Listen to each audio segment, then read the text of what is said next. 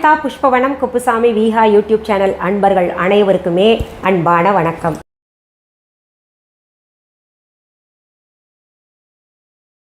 நம்முடைய யூடியூப் சேனலில் sweets and snacks என்கின்ற பகுதியில் இன்றைக்கு நம்ம ஒரு மாம்பழ ஸ்வீட் பார்க்க போகிறோம். இப்போ மாம்பழ சீசன் இல்லையா, அதனால் அந்த மாம்பழத்தை சரியாக பயன்படுத்திக்கணும். சரி, அதற்கு முன்பாக இன்றைக்கு பிறந்த நாள் மற்றும் திருமண நாள் காண இருக்கின்ற அனைவருக்குமே என்னுடைய வாழ்த்துகள். உங்களுடைய வாழ்க்கையில் நீங்கள் அனைத்து நலங்களும் வளங்களும் கிடைக்கப்பெற்று நீடூழி வாழணும்னு நான் இறைவன்கிட்ட பிரார்த்திக்கிறேன். இந்த காணொளியை காண்கின்ற அனைவருக்குமே இந்த நாள் இனிய நாளாக அமையட்டும். மாம்பழத்தில் ஸ்வீட்டா? மாம்பழம் நாங்கள் தயிர் சாதத்துக்கு தொட்டுப்போம், வடுமாங்காவை தயிர் சாதத்துக்கு தொட்டுப்போம், மாங்காயை ஊறுகாய் செய்வோம். இந்த மாம்பழத்தில் ஸ்வீட்டுன்றீங்களே அப்படின்னு கேட்டிங்கன்னா ரொம்ப பிரமாதமான ஒரு ஸ்வீட்டு. எனக்கு ரொம்ப பிடிக்கும் அந்த ஸ்வீட். அடிக்கடி மாம்பழம் சீசன் இருக்கும் பொழுது செஞ்சு சாப்பிட்ற வேண்டியது தான். அந்த ஸ்வீட் என்னென்னா நல்லா ப்ரொஃபஷ்னலாக இருக்கும். நம்ம இந்த காஜு கட்லி எல்லாம் இருக்கும் இல்லையா, அந்த மாதிரியே ரொம்ப டேஸ்ட்டாக இருக்கும். சரி, இப்போது அந்த மாம்பழம் ஸ்வீட் செய்வதற்கு தேவையான பொருள்கள் என்னென்ன அப்படியே செய்முறைக்கு நம்ம போயிடலாம். உங்களுக்கு பிடிச்ச மாம்பழத்தை எடுத்துக்கோங்க, அது நல்லா பழுத்திருக்கணும், அவ்வளோதான். அதை மிக்சி ஜாரில் போட்டு இப்போ அரைச்சிக்கலாம். சரி, நம்ம இப்போது ரெசிபி பார்க்குறதுக்கு முன்னாடி நான் உங்களுக்கு நம்ம மொட்டை மாடி தோட்டத்தில் இன்றைக்கி விளைஞ்சது என்னன்றது பார்க்கலாம். தினமுமே நிறைய கத்திரிக்காய் இல்லாட்டி வெண்டைக்காய் அப்படி இல்லைன்னா ஏதோ ஒரு காய் பழங்கள் விளைஞ்சிருக்கும். இது பார்த்திங்கன்னா பாவக்காய் கொஞ்சம் பழுத்துருச்சு, இது மட்டும் விதைக்கி வச்சுருவோம் நாங்கள். இது நாளைக்கு தொக்கோ இல்லை சாம்பாரோ செஞ்சு சாப்பிட வேண்டியது தான். இது பார்த்திங்கன்னா கேரளா நெல்லிக்காய். இதில் நான் உங்களுக்கு நல்ல ஊறுகாய் இல்லாட்டி தொக்கு செஞ்சு காமிக்கிறேன், நல்ல சுவையாக இருக்கும். அதை விட இன்னொன்று அதிசயம் காமிக்கிறேன் பாருங்கள். நம்ம மொட்டை மாடி தோட்டத்தில் அதுவும் தொட்டியில் கிட்டத்தட்ட ஒரு 3 கிலோ இருக்கும். அந்தளவுக்கு ஒரு அரசாணிக்காய் எவ்வளோ பெருசாக இருக்குது பாருங்கள். இவ்வளோ பெரிய அரசாணிக்காய் காய்ச்சிருக்கு. அதோட ஷேப்பே பாருங்கள், வித்தியாசமாக இருக்குது. அரசாணிக்காய்ன்றது சிகப்பு பூசணிக்காய் காய்ச்சிருக்கு. இதெல்லாம் நீங்களும் வச்சா வரும். நான் அடிக்கடி மொட்டை மாடி தோட்டத்தை ஏன் சுட்டி காட்டுறேன்னா, நீங்களும் இந்த மாதிரி வெய்யுங்க. மனசுக்கும் ரிலாக்ஸ், ஆரோக்கியத்துக்கும் நம்ம பூச்சி அடிக்காத காய்கறிகள் சாப்பிடுவோம், ரொம்ப நல்லா இருக்கும். உங்களுக்கே பார்த்திங்கன்னா அது வச்சு பழகிட்டீங்க, ஒரு கொத்தமல்லி முளைச்சாலே உங்களுக்கே ஒரு ஆர்வம் வரும். சரி, இப்போ நம்ம ரெசிபிக்குள்ளே போகலாம். ஒரு மிக்சி ஜார் எடுத்துகிட்டு நம்ம வெட்டி வச்ச மாம்பழ துண்டுகள் எல்லாம் அதில் போட்டுக்கலாம். இப்போது இந்த மாம்பழம் இனிப்பாக இருந்தால் சரி, இருந்தால் கூட மாம்பழம் இனிப்பு நமக்கு பத்தாது. ஏன்னா நம்ம ஒரு ஸ்வீட் செய்யும் பொழுது அதுக்கு சர்க்கரை சேர்ப்போம் இல்லையா. நான் சர்க்கரைக்கு பதிலாக நம்ம வீஹா கொம்பு தேனை சேர்க்குறேன். இந்த வீஹா அப்படின்னா புதிதாக எனக்கு தினமுமே சப்ஸ்கிரைபர்ஸ் புதுசாக வந்துக்கிட்டு இருக்காங்க. புதுசாக இருக்கிறவங்க என்னடா வீஹான்னு சொல்கிறாங்களே அப்படின்னு கேட்டிங்கன்னா, தம்ப்நெயிலில் பாருங்கள் ஸ்பெல்லிங் இருக்கும், www.vihaviha.online இருக்கும். அது எங்களுடைய ஆன்லைன் ஷாப். அதில் நிறைய பொருள்கள் இருக்குது, புதுசாக போய் பாருங்கள். அந்த வீஹா என்கின்ற பெயர் வேறு எந்த ஆன்லைன்லையாவது பார்த்தீங்கன்னா அது எங்களுடைய கிடையாது. ஆன்லைன் ஷாப் வேறு எதுலேயுமே கிடைக்காது. இன்னொன்று, உங்கள் ஊரில் இல்லாட்டி உங்கள் நாட்டில் வீஹா ஷாப் கிடையாது.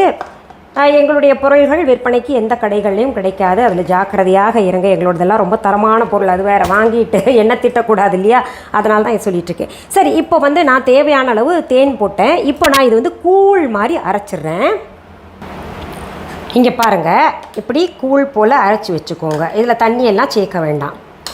சரி, இதை அப்படியே தனியாக வச்சுக்கலாம். அடுத்தது இந்த முந்திரி பருப்பு எடுத்து சின்ன சின்ன ஸ்லைஸாக பண்ணி வச்சுக்கோங்க. இந்த பிஸ்தா எடுத்துகிட்டு அன்சால்டட் பிஸ்தா, இதை குறைன்னு ரவை போல் அரைச்சி வச்சுக்கோங்க. இது குங்குமப்பூ, நம்ம வீஹால் இருக்குது, காஷ்மீர் குங்குமப்பூ. வாங்கியவர்கள் ரொம்ப நல்லா இருக்குன்னு சொல்கிறீங்க. எல்லா பொருளுமே நம்ம வீஹால் இருக்குது, போய் நிதானமாக டைம் இருக்கும்போது பாருங்கள். நல்ல பசுனை கூட நம்ம viha.online இருக்குது. பசுனை உண்மையாலுமே பசுனையா அப்படின்னு கேட்குறவங்களுக்கு நான் சொல்கிறேன், வாங்கி பாருங்கள், அப்புறம் தான் வித்தியாசம் தெரியும். சரி, இப்போது இந்த பிஸ்தா இருக்கு இல்லையா, அதையும் நம்ம அரைச்சிக்கலாம் குறைன்னு. பாருங்கள், அரைச்சது இப்படி குறைன்னு இருக்கணும். இங்கே பாருங்கள், இது இப்போது தனியாக எடுத்து வச்சிடலாம் நம்ம. அடுத்தது ஒரு நான்ஸ்டிக் தவா எடுத்துக்கோங்க. இது நான்ஸ்டிக் தவாவில் செஞ்சால் தான் சரியாக வரும். எதுக்கு நான்ஸ்டிக் தவா எல்லாம் யூஸ் பண்ணுறீங்கன்னு கேட்காதீங்க. என்ன பண்ணுறது, நமக்கு நல்லா வரணுன்னா சில விஷயங்களை சரி பண்ணி ஆகணும். இந்த மாம்பழம் அரைச்சதில் இந்த சர்க்கரை போதுமான்னு நீங்கள் செக் பண்ணிக்கோங்க. நான் தேன் ஊற்றுனது எனக்கு சரியாக இருக்குது. நம்ம இப்போது இந்த மாம்பழக்கூளை இதில் போட போகிறோம். அது ஒட்டாமல் இருக்கிறதுக்கு கொஞ்சம் நெய் போட்டால் மணமாக இருக்கும். நெய் இல்லை, அது காஸ்ட்லி அப்படின்னு நினைக்கிறவங்க எந்த எண்ணெய் வேணுமோ போட்டுக்கோங்க. நம்முடைய விருப்பம் தான் அதெல்லாம். இப்போ இதில் இந்த கூழை போட்டணும்.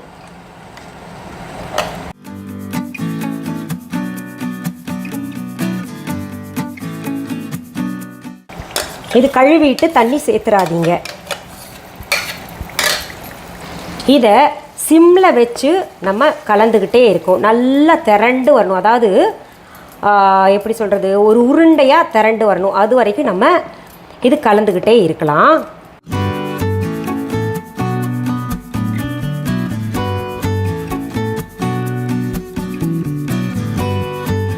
இப்போது கொஞ்சம் கெட்டி ஆகிட்டு வருது இல்லையா?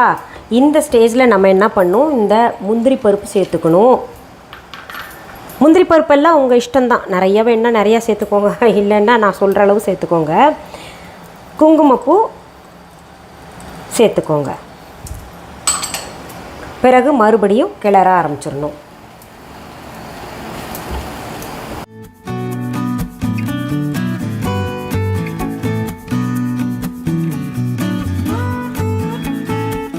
இப்போ பாருங்கள் சுருட்டிக்கிட்டு வருது. நான் கொஞ்சம் நடுவில் ஒரு டீஸ்பூன் போல் நெய் கலந்தேன்.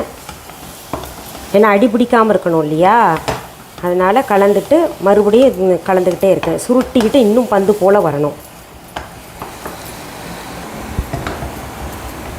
பாருங்கள் நல்லா ஓரளவு சுருட்டி வந்துருச்சு.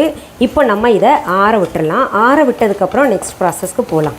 இது இந்த தவாலையே வச்சோன்னா அந்த தவா சூட்டுக்கு ஆறாது. அதனால் நான் இந்த டாப் இருக்கு இல்லையா, ரொம்ப சுத்தமாக வச்சுருப்பேன்.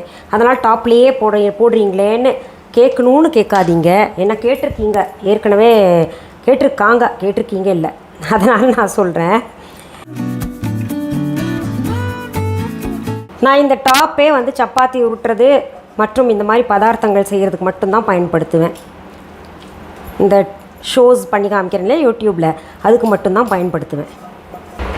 இது ஆறிடுச்சு. இன்னும் கொஞ்சம் தான் சூடாக இருக்குது. நான் கொஞ்சம் நெய் கூட போட்டேன், நீங்கள் பார்த்து போடுங்க. இதை நல்லா மசாஜ் பண்ணுங்கள். இப்படி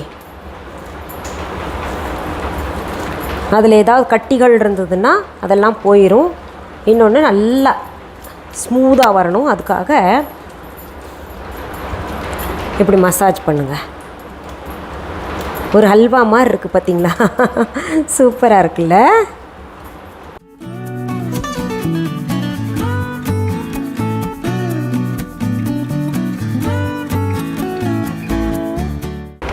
இப்போது இதை 2 பங்காக பிரித்து வச்சு உருண்டை பண்ணிக்கலாம். இது பாருங்களேன், அந்த மாம்பழம் நிறம், அப்புறம் நம்ம குங்குமப்பூ நிறம், அவ்வளோதான். வேறு எந்த கலரும் போடல. இயற்கையாகவே நல்ல நிறத்தில் வந்துருக்குங்க பாருங்கள். கையில் கொஞ்சம் நெய் தான் கூட போட்டேன். நான் பொதுவாகவே நெய் கொஞ்சம் நல்லாவே யூஸ் பண்ணுவேன், அதுக்காக போட்டேன். ஏன்னா வீட்டில் இருக்கவங்க தான் சாப்பிட போகிறோம். இவ்வளவு நெய் எல்லாம் சேர்த்துக்கலாமா அப்படின்னு சிலர் கேட்குறீங்க. எண்ணெய்க்கு நெய் எவ்வளவோ தேவலாம், சாத்வீக குணத்தை கொடுக்கும். அதனால் நம்ம சேர்த்துக்கலாம், தவறு இல்லை. இப்படி 2 உருண்டைகள் பண்ணிக்கோங்க. இப்போது இந்த 2 உருண்டைகளையும் இப்படி ரோல் பண்ணுங்க. ஒரு சிலிண்ட்ரிக்கல் ரோல் வரணும். கையிலேயே பண்ணிக்கலாம். நம்ம இப்படி ஸ்ப்ளிட்டன்ஸ் இருந்துச்சுன்னா கையிலேயே அட்ஜஸ்ட் பண்ணிவிட்டு இந்த மாதிரி பண்ணிக்கோங்க. இந்த நெய் இப்படி தனியாக பிரிஞ்சு வருதே, அவ்வளோ ஊற்றிட்டிங்களான்னு கேட்டிங்கன்னா அவ்வளவும் ஊற்றலை. அந்த நான்ஸ்டிக்கில் நெய் ஒட்டலை, நான் ஊற்றின நெய் அது ஒன்று. இன்னொன்று இந்த மாங்காயிலையும் ஒட்டாமல் அப்படியே மேலாக இருக்குது. அதனால் கிட்டத்தட்ட பார்த்திங்கன்னா ஒரு 3 டீஸ்பூன் தான் நான் நெய்யே பயன்படுத்தியிருப்பேன் இதில்.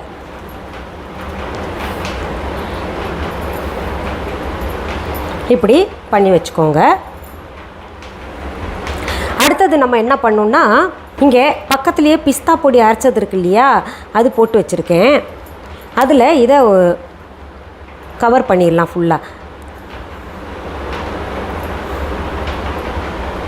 ஃபுல்லாக கவர் பண்ணிடுங்க. இதுக்கு பிஸ்தா பவுடர் மட்டும்தான் பயன்படுத்துமா அப்படின்னு கேட்டிங்கன்னா, கசகசை கூட பயன்படுத்தலாம். பிஸ்தா பவுடர் பிடிக்காதவங்க நிறைய பேர் இருக்கலாம். பிஸ்தா பிடிக்காதவங்க, இல்லை பிஸ்தா ரொம்ப வேண்டாம் அப்படின்னு நினைக்கிறவங்க கசகசை பயன்படுத்திக்கிட்டு கொஞ்சம் 1க்கு 2 குறைன்னு அரைச்சிக்கோங்க. அரைச்சிக்கிட்டு இப்படி கவர் பண்ணிடுங்க. இந்த கவர் பண்ணதை நான் ஒரு தட்டில் வச்சுக்கிறேன், உங்களுக்கு காமிக்கிறேன் கடைசியில். பாருங்கள், இப்படி 2 ரோல் இருக்கு இல்லையா, இது இப்போது செட் ஆகிறதுக்கு நம்ம என்ன பண்ணலாம், ஒரு 1 to 2 hours வந்து ஃப்ரீசரில் வச்சிடலாம். இப்போது நம்ம ஃப்ரீசரில் வச்சது பாருங்கள், 1 மணி நேரம் கழித்து எடுத்திருக்கேன். எவ்வளோ அழகாக செட் ஆகிருக்கு.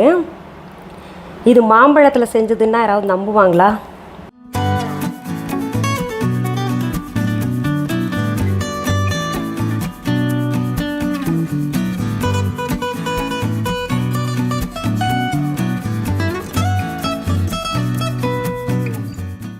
இப்போ பார்த்தீங்க மேங்கோ ஸ்வீட் எவ்வளோ நல்லா இருக்குல்ல, ப்ரொஃபஷ்னல் டச் வந்துருச்சு இல்லை?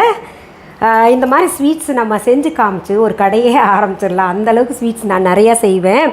ஒன்று சாப்பிட்டு பார்க்கலாமா? ரொம்ப பிரமாதமாக இருக்குது.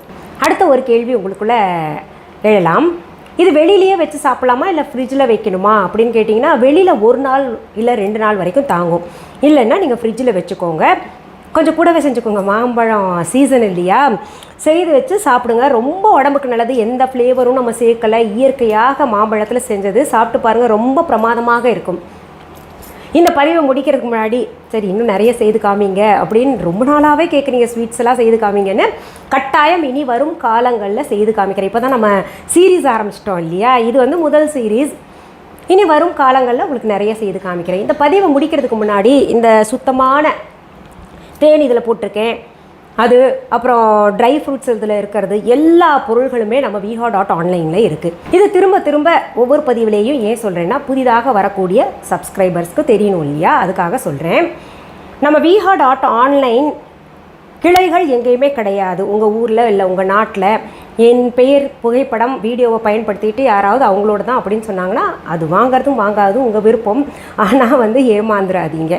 இன்னொன்று, வேறு எந்த ஆன்லைன்லேயாவது விஹா என்கின்ற பெயரை பயன்படுத்தினாங்கன்னா அது கூட எங்களோடது கிடையாது என்பதை தெளிவாக நான் சொல்லிக்கிறேன். சரி, மீண்டும் அடுத்த பதிவில் வேறு ஒரு நல்ல தலைப்போடு உங்களை எல்லாம் சீக்கிரத்தில் சந்திக்கிறேன். அது வரைக்கும் நன்றி, வணக்கம்.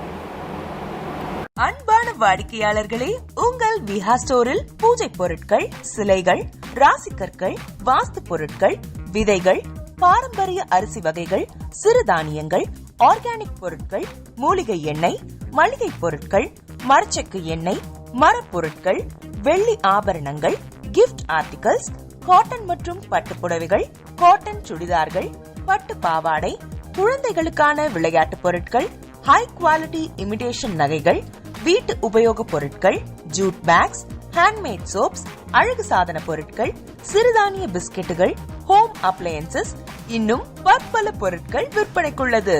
விஹா ப்ராடக்ட்களை நீங்கள் வாங்க விரும்பினால் அது எங்களுடைய viha.online வெப்சைட் மற்றும் சென்னை ராஜா அண்ணாமலைபுரத்தில் உள்ள எங்கள் விஹா ஸ்டோரில் மட்டுமே கிடைக்கும் என்பதை தெரிவித்துக் கொள்கிறோம். வேறு எந்த ஆன்லைன் வெப்சைட்களிலும் விஹா ப்ராடக்ட்கள் விற்பனைக்கு கிடையாது என்பதை நீங்கள் கவனத்தில் கொள்ள வேண்டும். எங்கள் விஹா ஸ்டோரின் விலாசத்தை கண்டறிய கூகுள் மேப்ஸில் விஹா ஸ்டோர் என்று டைப் செய்தால் வழியை கண்டறியலாம். www.viha.online வெப்சைட்டிலும் விஹா ஸ்டோரின் அட்ரஸ் உள்ளது.